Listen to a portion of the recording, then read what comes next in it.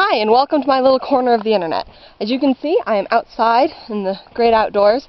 I have no idea what I'm filming, so this could not, this could not be on my face. I don't know. So I said yesterday that I would introduce you to my horses. So I'm going to do that. Yeah, that's Bo. My camera turned around here. Yeah, that's Bo. And he is a fox trotter. Get back, baby. Looks kind of funny in his mask. Maybe my camera doesn't zoom out anymore. No, stay there. Anyway, he's actually my mom's horse. And then that's Beto. That's my baby. Hi, baby. Hi, baby. He is a medicine hat paint. And, geez, my camera has a really bad zoom on it. Yeah, it's my boy. So we're going to have a little fun. We're going to do a little workout because I've been gone all week, so they haven't had a workout. So I'm probably not going to work, Bo, but Beto can go run around the pen. Alrighty, isn't he handsome? He's a handsome boy. Nah, no, good boy. So we're doing lunge work right now. He's kind of dirty. I took him a bath not too long ago, but he's still dirty. No. Good boy. So I was trained in Pirelli when it comes to lunging and stuff. There's a lot about it I don't really like. Beto, for one, is kind of a sensitive horse. He's an abuse case. When I got him, he was extremely overweight, and he was scary, honestly. He was incredibly skittish. He's a highly dominant horse, so he gets really angry when you try to push him around. I wouldn't even go in a pen with him when we first got him here. But he's come a long way, and I will give it to the Pirelli, was helpful in that walk. But he honestly doesn't need a lot of the forcefulness I find in Pirelli with the pressure.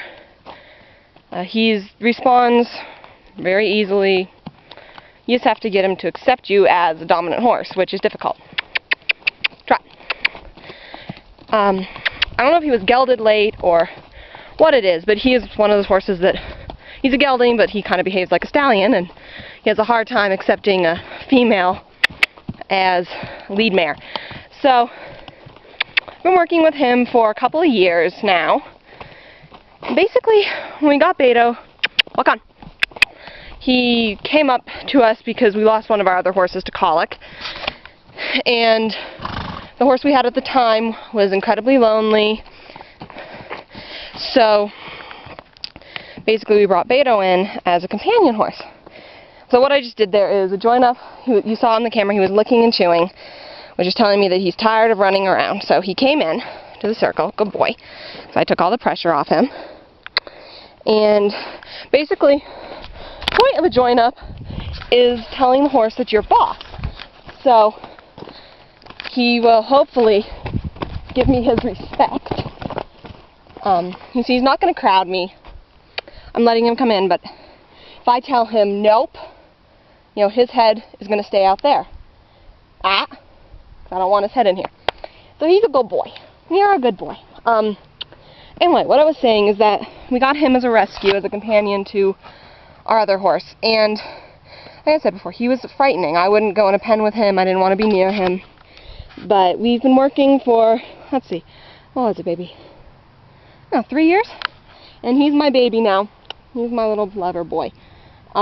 He is the best horse I've ever owned, and that's including my bomb-proof horse I had when I was young, and I love him to death. So I'm gonna hop up and ride around a little bit with the camera. Let's see how that goes. All right, so I got on.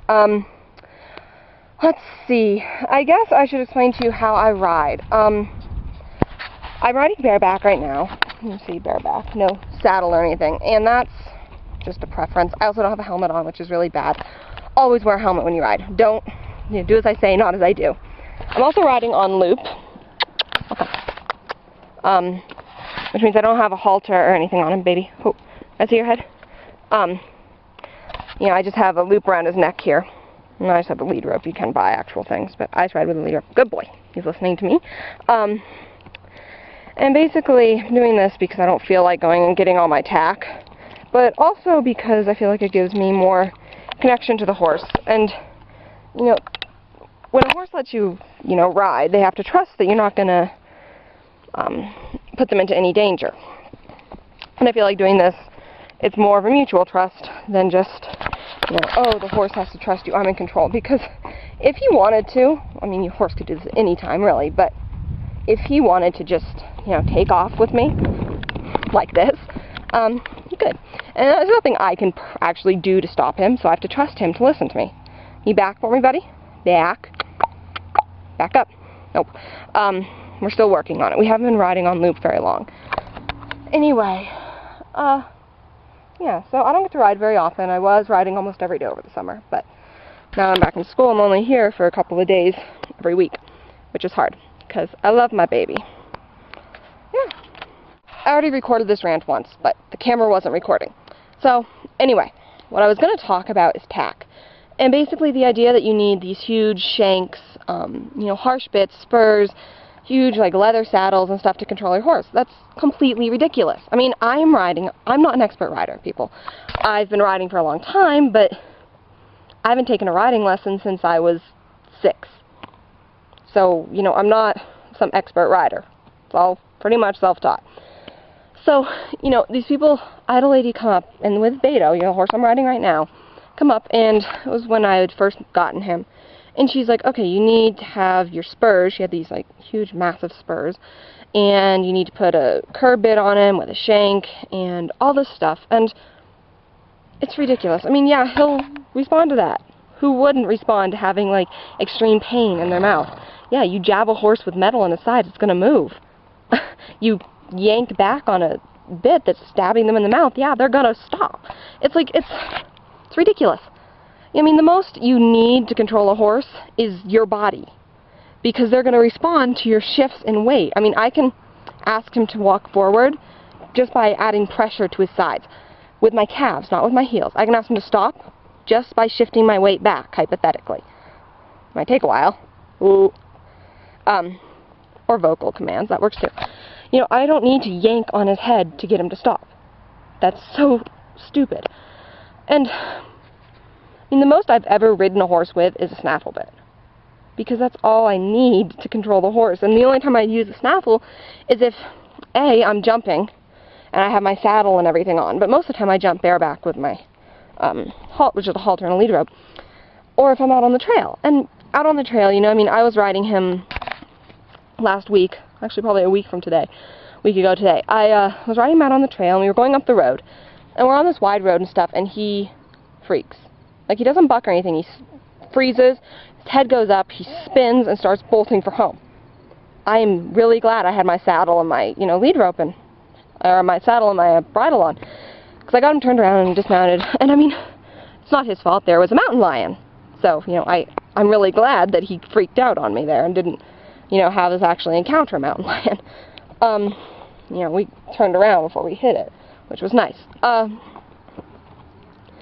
So yeah, there are times when you might want it, but you don't need this huge, massive hunk of metal in the horse's mouth with a 3-inch shank. For those of you who don't know what a shank is, it's the piece of metal that extends down past the bit, and it gives you more leverage and causes the horse more pain when you pull on it. So yeah, if you do ride, try minimizing what you use, and harshness. A hackamore is awesome. I've ridden all my horses in hackamores. Every one I've owned. Bo, Beto, my horse in Maine named Misty. I had a 3-year-old Greenbroke filly that I rode in a hackamore. My giant thoroughbred I've ridden in a hackamore. My 12-year-old quarter horse I've ridden in a hackamore. You don't need a bunch of stuff, okay? None of these horses were wonderfully trained, horses, but it's a matter of responding. They respond to your pressure. They respond to rewards. You don't need to cause them pain to get them to listen to you. That is dumb. That is a horrible thing. And also the people who, they just kick their horse, kick the horse in the sides to get the horse to move. No. No, okay. All I need to do to get Beto to move is A, ask him, oh, look, he started trotting. Or B, apply pressure to his sides with your calves. You squeeze your calves into the horse's side. It's just adding pressure. It's not whacking them with the heel or a spur. I think that's ridiculous. Maybe it's just me. Maybe I'm crazy. Say bye to the internet, Beto. Say bye. He's tired. He says no. So I hope you guys enjoyed this video, and I'll probably film a closing when I get back up to the house. Alright, so what I'm doing now, you can see I'm letting him rub on me. Really bad choice. But I know that. And I also know that if I tell him to get out of my space, he'll listen. There was a time when he wouldn't, and it was actually quite dangerous for me to have him in my space like that. Come on, buddy. Yes, my oh-so-fancy leading equipment. I will see you all back up at the house. Hi, okay, so I'm back inside in the air conditioning where it's cool.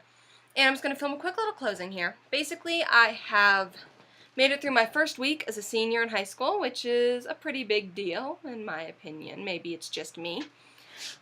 So I've decided that I will continue to vlog. I was giving it a week to see if I liked it, and I do.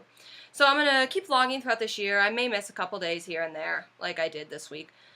Just if I have overloads of homework. When I get into doing plays, I am at rehearsal until, 11 o'clock at night. So I might not do vlogs on those days. But I will make up for the next day. Or if I go on long vacations, it'll just be a vlog when I get back. But that's probably not going to happen because I never seem to go on vacations. So that is basically my life. I hope you enjoyed this video. I hope you liked my horse. He will hopefully learn to like you if he sees you again. Don't forget to like the video, subscribe to my channel, watch me on DeviantArt, follow me on Twitter, and like me on Facebook. I will see you all tomorrow. Here's the Bo.